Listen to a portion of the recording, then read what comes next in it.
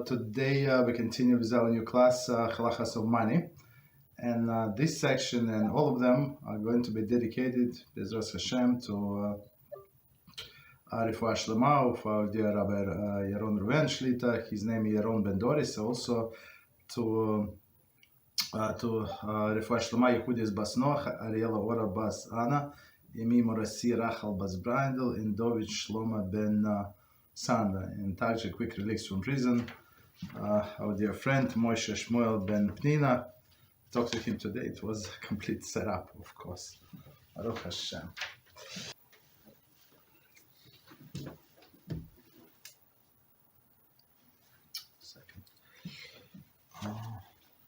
Second. So we learning today. We continue with halachas of other people's money, right? And we are forward, and I underline for myself almost everything that we learned last time. So let's continue. There is like a small paragraph. So looks like each paragraph is a separate idea. So let's read them. Let's see how long is this introduction. Okay, so let's do a few of them and then review and then continue. Okay, we start. The nations of the world cannot judge how close we are to Hashem by the mitzvot of Bein Adam Lemakom, right? Between man and Hashem. They cannot see any particular spirituality, sincerity, integrity in the way we shake the lulav. They don't see the beauty of the connection with Ribono Shel Olam in the way we keep Shabbos. Where the nations themselves can see the difference between Jews and the other nations, it is apparent to them, is in our business dealings with them, if we are honest, straightforward, and forgo unethical gain, even from practices that everyone else does. There is where they see the difference. That is where they see the difference. Sorry. If we don't move a hairbreadth from the path that we have been told by Hashem, if we remain steadfast in our integrity, in not so honest practices, even though such practices have become acceptable, there is where they see the difference. That is the Kiddush Hashem. In that part of the plan. It is the part of the plan of creation. Creation. That in business we must mingle with nations. The purpose is for us to make Kiddush Hashem. And when we fail this test, Chas v'Shalom, when we use the Chachma that Hashem has given us for the Torah and subvert the system, that is a terrible Chillul Hashem. The Sefer Mitzvos Hagadolos writes as follows: in as much as we have been in Galus long enough, we should see to detach ourselves from useless worldly pursuits and take hold of the seal of Hakodesh Baruch Hu with truth. We should not lie, deceive the Jews or Gentiles, even cases where one technically or legally has the right to do so. Our conduct in business, our standard of integrity must make a Kiddush Hashem. This is how they describe the Jewish people, right? Who will be them? One second. This is how the Goyim, right? Describe the Jewish people who will be here when Mashiach comes, right? The survivors, right? So I mean in the nation of Israel, the survivors who will make it to the end in the Golus, and they will not wrong other people. They will not wrong other people, and they will not, nor will this deception be trickery found in their words. The Sefer Mitzvah Hagadolos concludes, thus when HaKadosh Baruch Hu comes to redeem the survivors of Klal Israel, then the nations of the world will say, the Almighty was justified in redeeming these people, because these people are honest and impeccably truthful. But if we were to be deceitful in our dealings with nations of the world, they will say, see what Almighty has done. He has chosen for himself a bunch of thieves and swindlers. Let us reflect on this lesson. When generations beseech HaKadosh Baruch Hu to bring Mashiach, in our tefillas and in our songs, we cry out for the redemption. When the redemption will finally arrive, the nations of the world will stand in awe. Indeed, the whole world will speechlessly witness the awesome miracle of redemption. Suppose we had not been acting with honesty and integrity. Suppose many of us had the reputation of being somewhat deceitful in our dealings with other nations. Would not the nations be dismayed? Would they not say, what has Almighty done here? Would they not say he has taken for himself a nation of thieves and swindlers? Would that not be terrible Chillul Hashem? Right? Would he therefore have no choice but to remove from the sin all those who do not make the Kiddush Hashem? Would he not be forced to do so in order to bring Mashiach? Scary words. Thus we can understand how important it is for us to study the halachos of Choshen HaMishpat. So I mean in the business laws. No, I mean money laws, financial laws, that are relevant to our day-to-day lives. We must study and understand well the ramification of Gezer Oshek, all forms of stealing and deceptions, not withholding wages, returning lost object, and all other day-to-day money matters.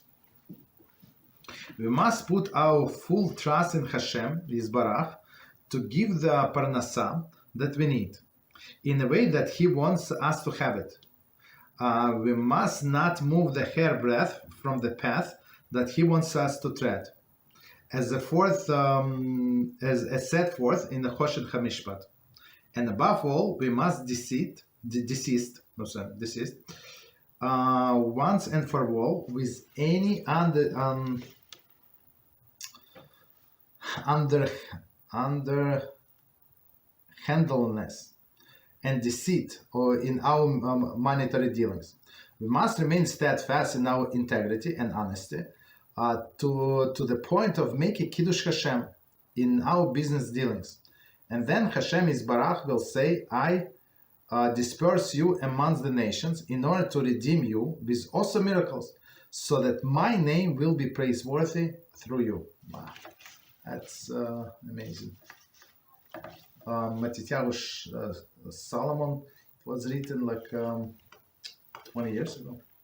Less. Okay, so let's go over this thing and try to understand, because I think it's this introduction makes a very great foundation to whatever we learned. Like how is it applied? So some people look, some empty people, right? They don't like to learn halacha, and they stay like empty. Why? Because they think that halacha is something like a dry law, like it's not fun, it's not entertaining. But if you see the underlying reason of all of these laws and what they bring, the bigger picture, you just you've been amazed. Yes, you gave somebody change correctly.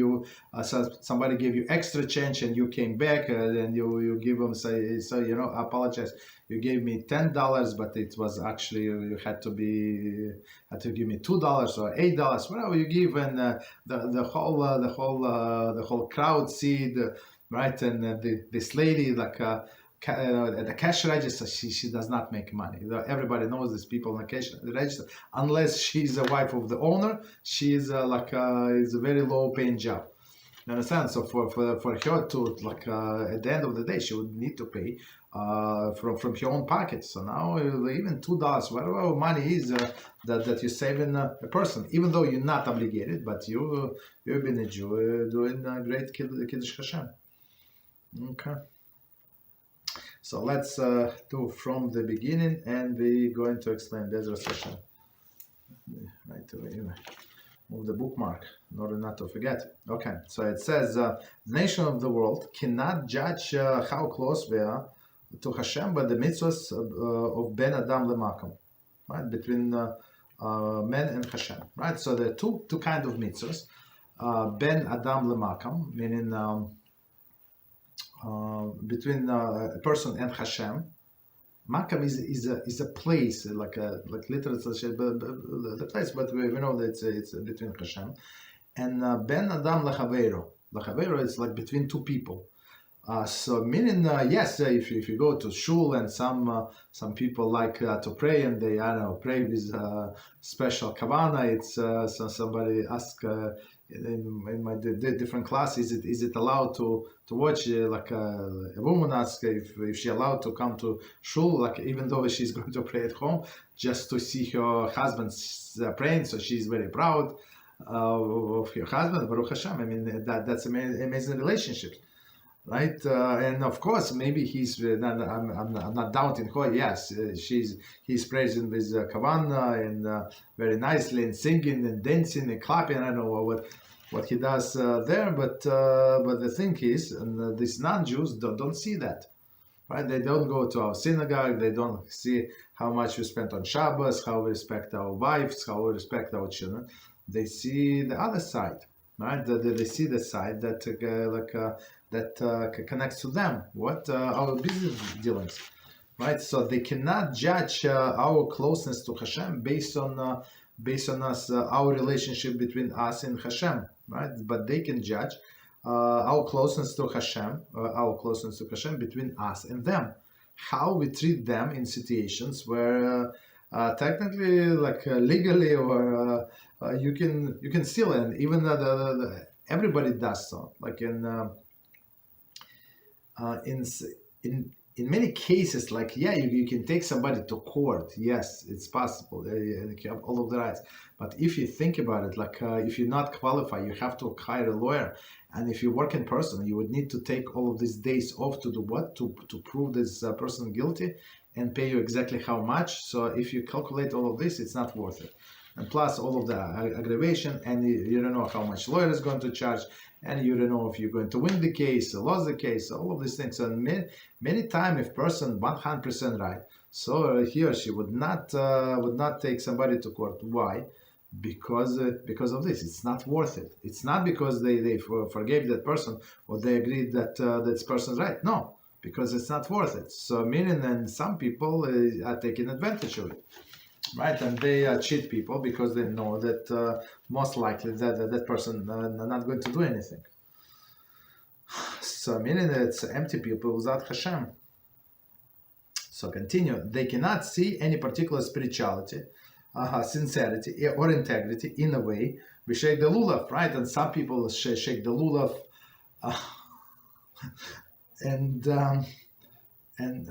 I've been asked many times during the over the years how they properly to shake the lulav, and how I shake the lulav, because they see these people to shake the lulav totally like Ashkenazim, totally from Sephardim totally from Hasidim, like how Hasidim shake the lulav, and some of them like this and some of them like that. Is the whole show. Like it can take 5 minutes for one shaking. So 10 minutes with all of the things that going on, and but it's very interesting, right? But for these non-Jews, they do not see all of this and do not understand all of this, And even the other Jews do not understand why somebody would shake his lulav for 5 minutes or 7 minutes or 20 minutes. Like it's a little too much, and sometimes people make faces like they fly into heaven or something, right? So that's also right. Okay. They do not see the beauty of a connection of Ribono Shel Olam, that the way we keep Shabbos, right? So we are particular with all of the details, and we got fearing. We try to move left and right. If it's doubtful muktzah, we say still muktzah. If as we learn in our Wednesday class about this, all of the halachos of Shabbos. So we say sometimes halacha is not decided, right? Because it's a very strong opinion to one side and another side. So we go by the middle road, but we still try to conduct ourselves stringently. All of this, Midas Chassid. So this non-Jew, they don't see it. What do they see?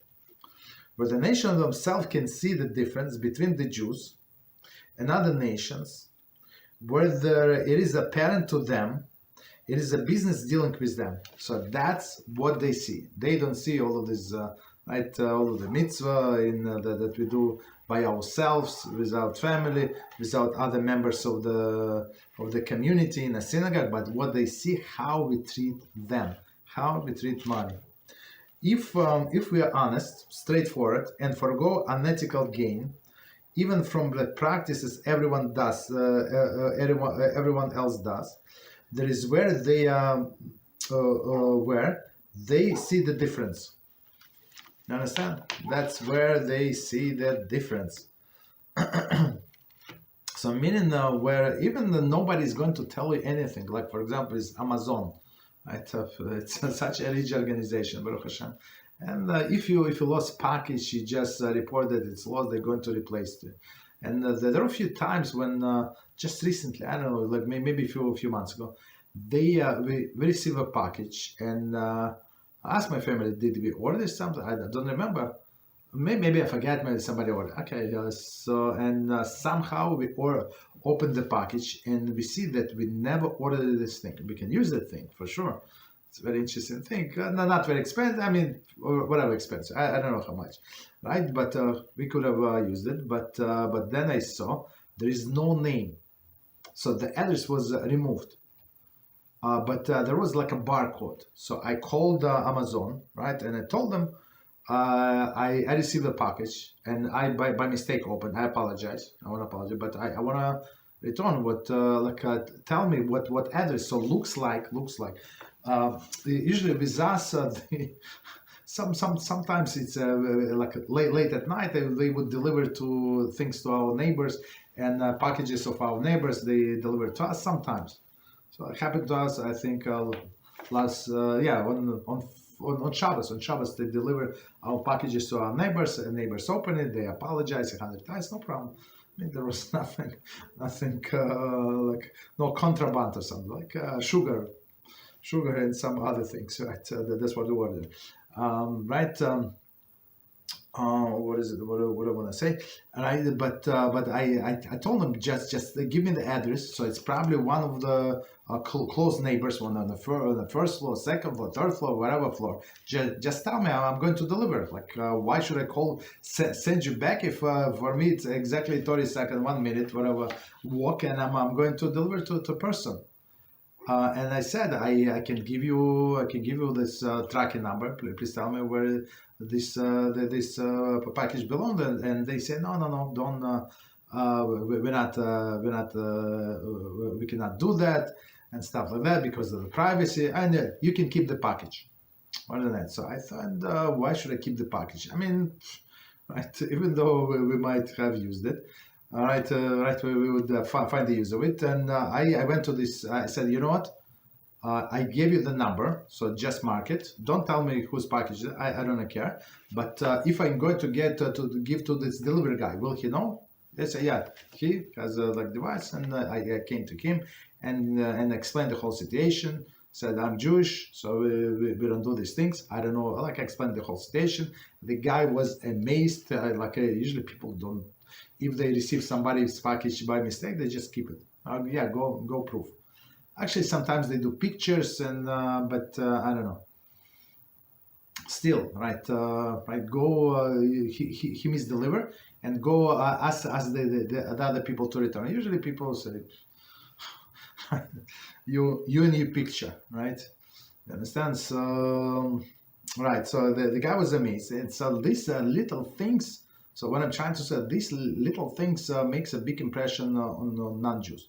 And that's what we must do, right? Even you can benefit from that. And technically, since it was not Jewish, actually, I'm not sure. Maybe it was belonged to one of the Jewish neighbors. I don't know, right? Right. All right. So that's the story. That's what makes the difference. Well, how they see, how we interact with others.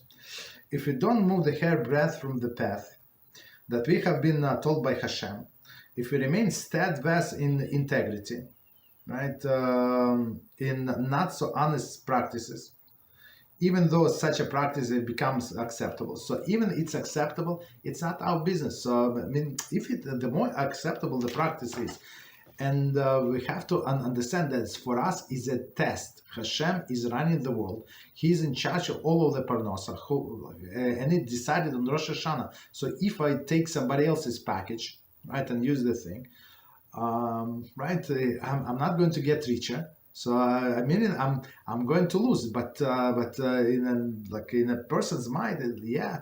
This representative from Amazon told me that I can keep it, and because of confidentiality, they're going to replace the item. I should not worry about it. It's all covered, and you enjoy it. If you want to throw it to garbage, you can give it to donation. You can do whatever you want. Okay, so all these beautiful things, right? And but we have to understand it's all test. Hashem wants to test. Why he wants to? In order to reward us. That's it.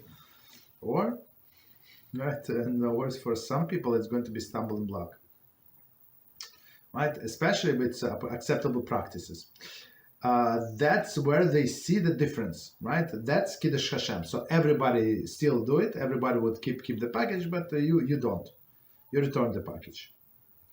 Okay. So continue.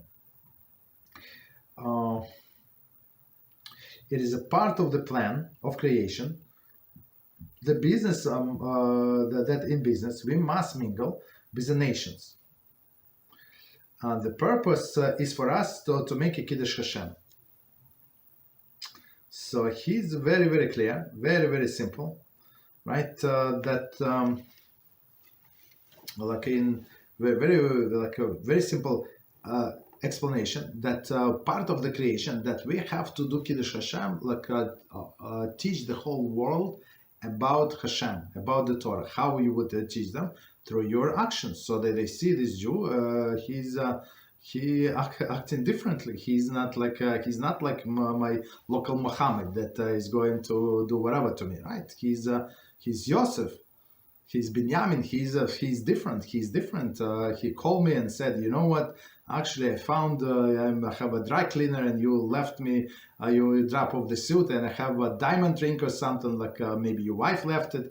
I don't know, but please come to pick it up. Looks like it's very expensive piece, right? So meaning we've been put here in this world to promote Hashem. How? With our business dealings among the non-Jews. They're not going to come to our Torah lectures and learn Torah from us, right? Because they don't see any value. But if they see the way we behave and say, and where did you get it from? Why you did whatever? Oh, you know, it's actually that's Torah. It's for us. It's standard. Understand? The purpose is for us to make the Kiddush Hashem, right? And when we fail this test, chas v'shalom, right? We use our chachma that Hashem give us for the Torah to subvert the system. This is terrible Chillul Hashem, right? The terrible Chillul Hashem results. Meaning Hashem gave Jewish people a special wisdom. Why? Because we must learn Torah. So Hashem provide everybody with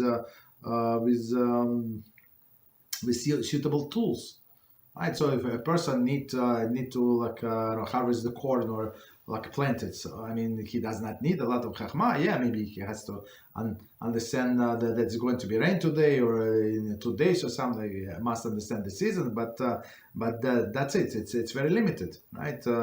Or a builder, he needs to lay bricks. Yeah, some people are very artistic how they lay bricks, and they can do like the different shapes and like right. It's very interesting to watch them, but that's where it ends, right? The chachman, that's where it ends. So you ask them some other things, they have no idea what you're talking about, right? But Jews were given this special tool, right, of this wisdom in order to learn Torah, in order to go to the depth of it, and that's why Hashem made us very curious. As right, very curious. Why? Because we should explore the Torah and go to the all fine details and and learn non-stop. Right, but some people, instead of using this curiosity for the Torah, they go to the science and they try to be doctors and all of other scientists, of course, right? Professors, and they use this curiosity, this chachma that Hashem gave us in the wrong direction. You understand? Hashem has many non-Jewish doctors and scientists, very smart, very, very bright, and without Jews, right? But Jews exceed, of course, in all of these areas. Why? Because, unfortunately, most of them just misuse their talents.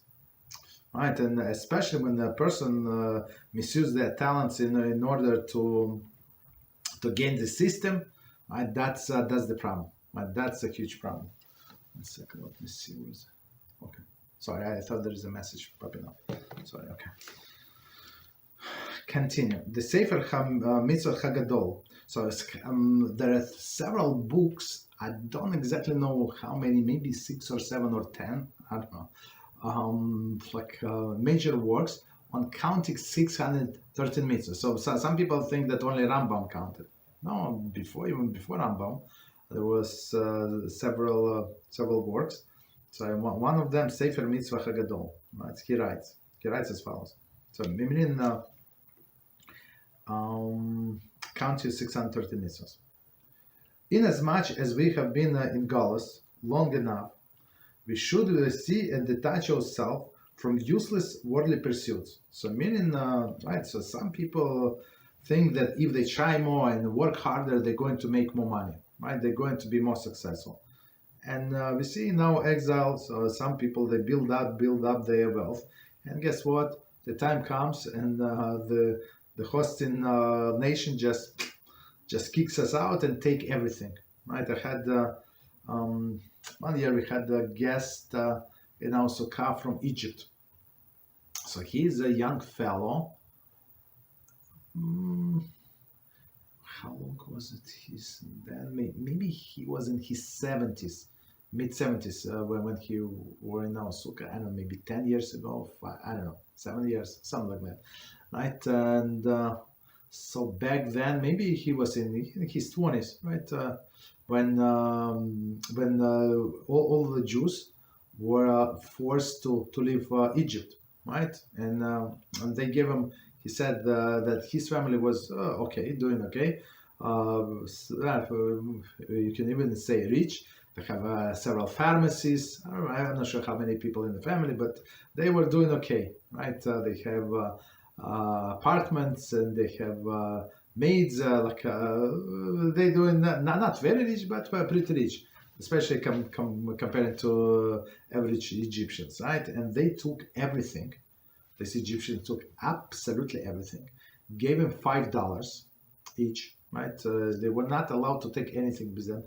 They searched them. They put them on a boat and sent them to France. That's it. So I mean, I think one of the reasons that they speak French in Egypt, I think, at least used to speak, right? So that's it. So they all of these pharmacies, all of the factories, all of the banks were taken away from them like overnight. You understand? So we have to understand that our goal in Galus, right? Galus is our current state of exile. Galus says exile, sorry. right? So to be the light to the nations, not to be like them, not to, even though it looks like they flourishing, we should not be like them, right?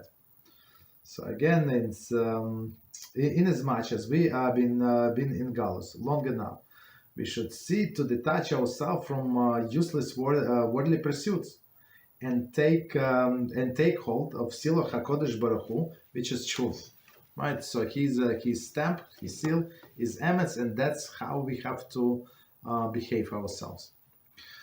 We should not lie we should not lie or deceive Jews or Gentiles. So meaning it does not matter. So some people think, I'm not sure, and I think we have several clips about it, but some people think that they are allowed to cheat non-Jews. There is no such a thing. It's actually, we brought actually the sources from Rambam, that's Chillul Hashem. Right? A person goes to 7th level Gehinom, never comes out because of Chillul Hashem. Right, that they do. If they if one Jew cheats another, deceives another, okay. So he said this Yaakov is such a crook, right? And his family of crooks. But this if this Yaakov deceived this Chris, so this Chris is going to say everything about Jews and religious Jews. No, right? Needless to say, even cases where one is technically legally has the right to do so, right? So meaning technically legally they did not know, they this and that. So I mean sometimes it does not make sense if it's like some small things. But if you have time, of course, it should not be in expense of the Torah learning, right? So meaning it's also very very very important. Sometimes Satan is going to send people advice, and it's such a waste of life. And I think somebody asked me a question, and I responded. They were shocked. Whatever I said, but that's how I saw it. Right? You have to see it. Like I think like a person would want to go on this endeavor that would require a lot of time, a lot of efforts, but not too much gain. And say that they're going to do Kiddush Hashem, I don't think so. You understand? So that's advice from Satan. Our conduct business. Right, in our conduct in business, our standards of integrity must make Kiddush Hashem. Whatever we do in our business, always think the outcome. Will my action brings Kiddush Hashem or Chas v'Shalom opposite?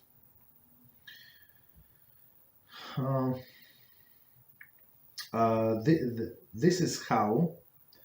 So they describe the Jewish people who will be when Mashiach comes. Right, the survivors who will make it to the end of the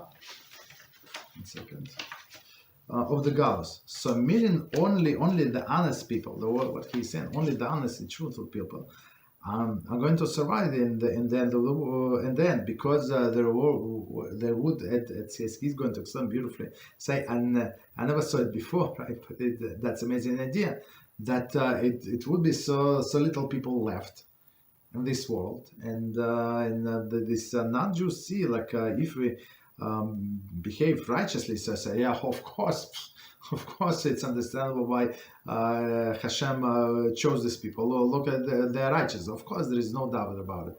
But on another hand, if people are not righteous and they they were deceitful and go into trickery, so the Hashem would need to get rid of these people, right? It's only obvious, not to shame the whole nation, because many times people judge the whole nation by a few individuals. Of course, it's not correct, it's not right, but we understand that's what is going on, right? So continue. Sefer Mitzvos Hagadolas concludes, thus when HaKadosh Baruch Hu comes to redeem the survivors of Klal Israel, right? Then the nation of the world will say the Almighty was justified in redeeming these people, because these people are honest and impeccably truthful.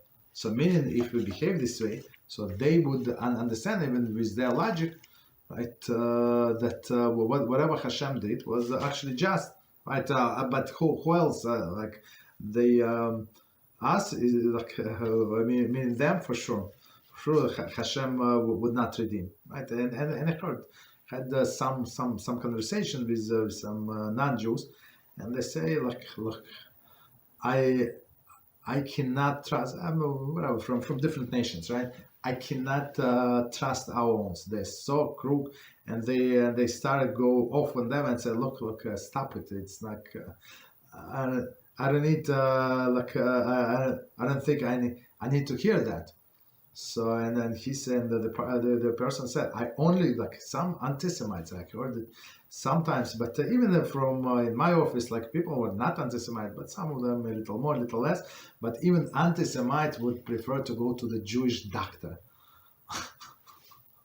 So, and the guy would come and say, hey, I went to this Jewish doctor last night. He was actually pretty good. He did not have like a keeper like you, but still very good. Bronstein or something, like Levinstein or something like that. You understand? So, meaning the doctor is good, and there is a manners, very respectful, and he charged normal fees, and he does not cook insurance books and all of this, like the double bill, 17 times bill. I remember, like, when I was working in office, I had a very good insurance, one of the best in the country, basically in the States. Right? Of course, we pay a little extra, but these people, these doctors, build, and they would send us explanation of the benefits, right? What the doctors build and what insurance actually pay. And sometimes they bill for one visit like tens of thousands of dollars for this, for a bandage, it's $5 for one bandage. Whatever they did for me, they did a blood test, right? And they charge for one bandage to cover this thing like $5. Of course, insurance did not pay him $5. I know, I think they pay exactly zero. I mean, they just pay for a blood test. But these people were trying to squeeze insurance for everything because it was good insurance, like a well respected. And Jews should not be like that. Should not, right? I think these people who build insurance, they know that they're not going to get paid. But the way I see it, it is very embarrassing. Should be very embarrassing for them to know that I'm, as a patient, I received the copy of the request. I saw it. Like, you cannot be so greedy. Like, and procedures, and like, few times I called the office. I introduced myself. I said, look, can you explain to me? There are like several procedures that you bill for, but look, I saw the doctor like for 10 minutes, there was blood test, nothing else. Like, what their procedures? Of course, they say no, insurance is going to be no problem. It's not, you should not worry. I said, no, I do worry. Like, you normal, you using my name, like that I received this order. I never received this orders. I don't know what happened. I think one of them removed, and they say about second it was actually not you, it was not the person, but that was very, very like crooked people. So I stopped going to that office, to that doctor. I mean, doctor was good, but I think doctor knew what was going on, right? So meaning the way I see it, so there is no blessing in that office. There is no blessing in that the doctor for, because he's a thief. Okay, so nobody would do it without his authorization, these crazy billings, I think. Okay. But if we are deceitful, right, in our dealings with the nations of the world, they will say, see what Almighty has done. Right, he was more to done. He has chosen for himself a bunch of thieves and swindlers. Right, so works both ways. 1 second, checking time.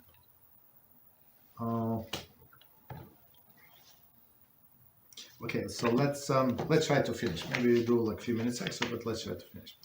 Let us reflect on this lesson. We are in our generation, Bisich Hashem, Bisich HaKodesh Baruch Hu, right, to bring Mashiach. Okay, so I mean, usually it's not good to ask for Mashiach, so we just, it's one of the 13 principle of Judaism that we expect Mashiach every day, but we ask for more time so more people can do Teshuvah, so we can do more Teshuvah and be more discerning to live through this difficult times that are going to come with coming of Mashiach. In our tefillas and our songs, we cry out for the redemption. That's for sure, right? But the redemption will finally arrive. the nations of the world will stand in awe, right? Meaning they all of these things that they were hoped for was shattered, and they see that the whole world was created for the Jews, and not only for all of the Jews, but the Jews who stick to the Torah and right and Hashem, right? So they would be like in awe. Indeed, the whole world will be speechlessly witness the awesome miracles of redemption.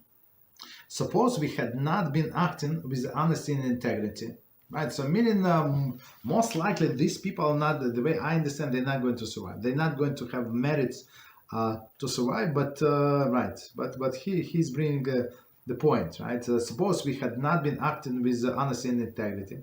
Suppose many of us had the reputation of being somewhat deceitful in our dealings with other nations. Would not the nation be dismayed? Like, yeah, they would be in awe of what is going on, what Hashem is doing, and then dismayed, like, what? Because of these people? Right? Would they not say, what has the Almighty done here? Right? Right? Would they not say he has taken for himself nation of the thieves and swindlers? I mean, that's what they say now, just so you know. Last time we were called this way in our channels. I think today and on Shabbos and like every week, there are people who are like low lives, especially Muslims. They go and like, why don't they just read their Quran or something? Like watch funny movies? Why they have to go to our channels and spew their women? I don't know. And Christians also, but Christian not as much, right? So meaning, so now that they call us all the thieves and swindlers, so at the time of Mashiach comes, I think there are not going to be too many of them, but we we have to be truthful. Okay, would that not be a terrible Chillul Hashem when the nation of the world call us like that? So many times it's not deserving. Right, what they call us, but it's not without base, basically, right? Unfortunately, some Jews gave them the reasons to do that. Of course, they overstepped the boundaries, but that's a different story.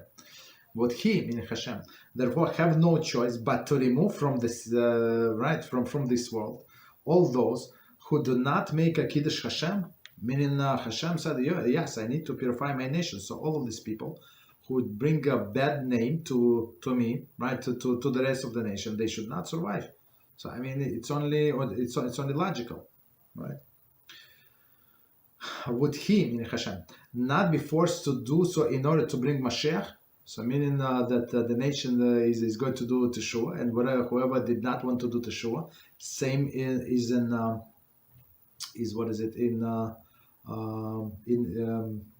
Egypt. Right, so 80% minimum, 80% did not want to do Teshuvah. And guess what? They were Hashem get rid of them. They all died. So 80%, we had a very interesting clip from the Midrash, from a Talmud, that I think, what was it, like a few people from a million left Egypt, meaning my majority, majority is understatement, actually died, and it says the same is going to be in the last exile. So many people, and they continue to be stubborn, and they do not want to do Teshuvah. Continue, despite of Hashem is pushing them like very hard, and I feel so sorry for these people, and I try to help, but it's only so much I can do. They're so stubborn. They so much want to go in their ways. And I cannot help them for sure. Continue. Thus, we can understand how important it is for us to study Halachos of Choshen HaMishpat. So, meaning the laws of this monetary laws that are relevant today to our day-to-day life. So, not in something in general, but take these cases, right, from Rambam, right, that he explained on the bulls and geese and I don't know, like buckets, right, and explain these halachas in our modern terms, like in the cars and insurance payments, medical bills, and other things, right? Paying workers on time, like electronically, like physically, right? Proofs, checks. We must study and understand well the ramification of gezel oshek, right? All of the form of stealing and deceptions. So not stealings only, right? Like somebody had a wallet sticking out from their pocket, and the person like stole it one. No, like stealing with all of the other forms of stealing, underpaying. So person did not know.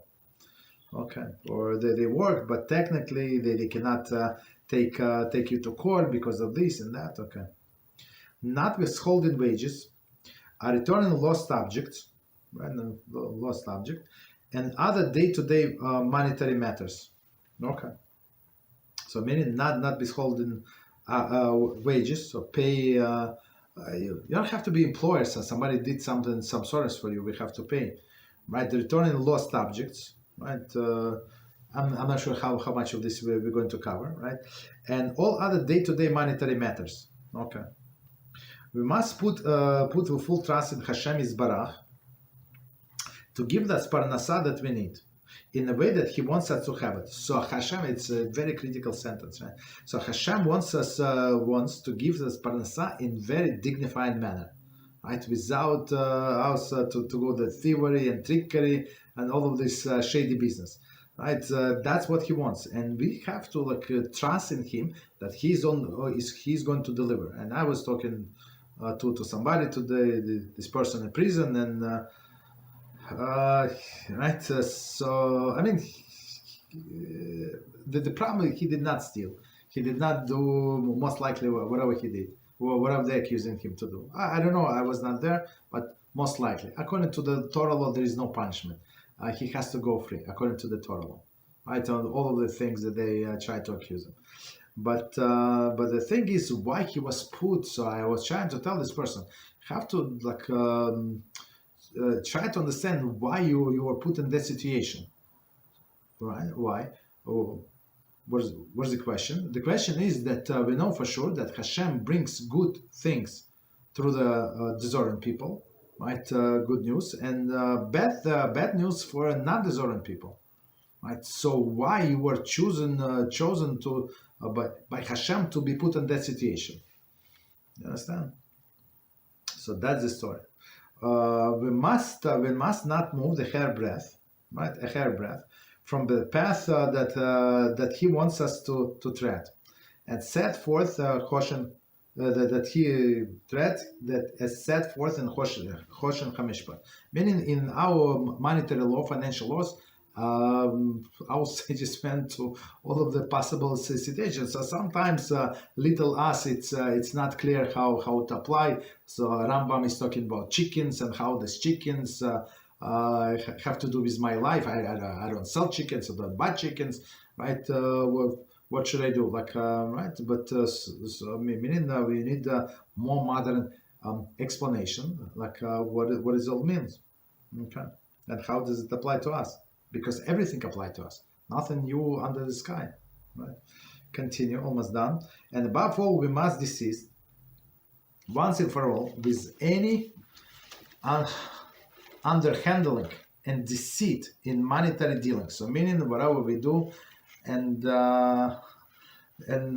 So if you know something that you're doing not truthfully, and sometimes you see, for example, where we live here. Some people they would make they buy themselves second home, or they know somebody have a different home in different states, not where we live. In my zip code is probably the most expensive insurance, car insurance, because people crazy, and there are a lot of accidents, and insurance have to pay. So it's normally if you have so many cars and they crash into each other, and the insurance has to pay. So insurance rates are skyrocketing, right? So what some people do? They they pretend that they live somewhere else, right? And they get cheaper rates. Okay. So I mean, how do you know? They have different license plates from not from where we live, but from different places. Okay. We must remain steadfast in our integrity and honesty. to the point of making Kiddush Hashem in all our business dealings, right? Meaning, or whatever we do, we have to understand how it's going to affect our service of Hashem, right? How the people are going to see us, like in our dealings, to the good side or the bad side. And Hashem Yisbarach will say, I disperse you among the nations in order to redeem you with awesome miracles, so that my name will be praised through you. And right, so one of the reasons Hashem placed us among the nations. So all the nations, they see how great is Hashem and His Torah. So, but if we're going to behave exactly like them, they would not see it. They would say, well, what is the difference between us and them? Like, we behave exactly like them. Right, so, right. We finish with the forward. And, okay, so let's stop here and to be continued with the next chapter. Very interesting. All right, so to be continued. So let's do 5 minutes break and we do other topics. 5 minutes.